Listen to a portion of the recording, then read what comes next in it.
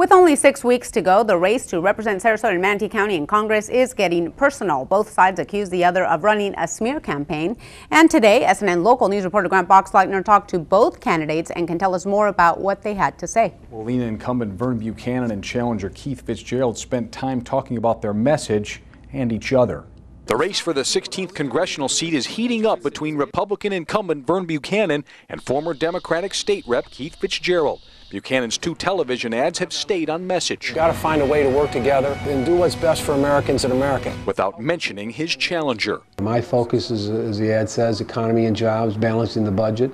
And then I also mentioned that I was a blue-collar kid, one of 6 kids, just to give some background, so I understand middle-class issues probably better than anybody. You know Washington just isn't working for you. Fitzgerald's first TV ad debuted on Tuesday. It talks about how Washington is broken. What it's about is how we're going to get this country moving again, how we're going to address our budget deficit problems by making Congress focus on solving problems. The ad then attacks Buchanan. The rest of us pay the price when politicians like Buchanan rig the system and manipulate the tax code to benefit themselves. We asked Buchanan about Fitzgerald's ad at his campaign headquarters. I think the Tampa Bay Times said it best. It's misleading. Another paper came out, Sunshine paper today, came out and said that it's a smear job.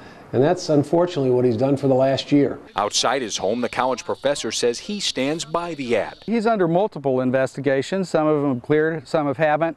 But the message is he's constantly under investigation for a variety of different things. Buchanan, though, says his opponent is misleading voters. We're completely cleared. Unfortunately, that's what Washington's about. It's about running a smear campaign, filing a lot of false claims against you. We knew we were going to get cleared when these things came about. The Republican Party of Florida is also weighing in on this campaign, accusing Fitzgerald of running a sleazy campaign and of being unethical. There's a little irony in them getting upset at pointing out his problematic record, and then they come up with a bunch of silly stuff in a mailer against me that's all nonsense.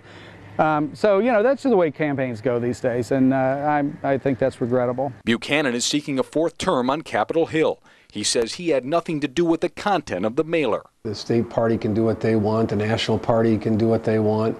I hear the national party's buying a bunch of ads against me. So, you know, these are third-party groups, and they can do whatever they want to do. Both candidates will spend the next 6 weeks making their pitch to voters. It's time for people to really start paying attention to what the choice is. And we have a choice of somebody who really wants to make government work for middle-class people, and you've got the status quo. And we really have to make a change if we want to get Congress working again. It's still about jobs. Those jobs get created by small business, so we've got to create a better environment in Washington, a better culture to help small businesses be more successful.